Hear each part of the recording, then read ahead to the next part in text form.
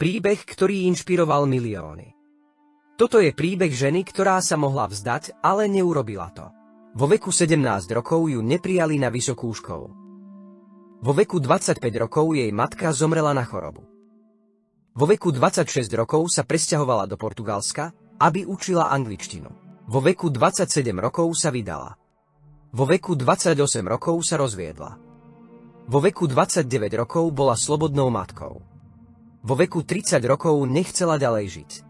Vo veku 31 rokov konečne vydala svoju povú knihu.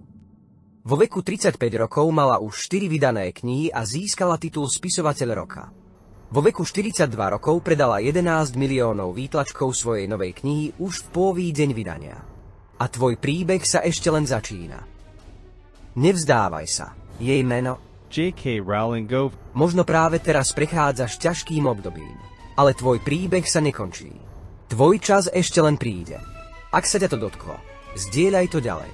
Niekomu tým môžeš zmeniť život.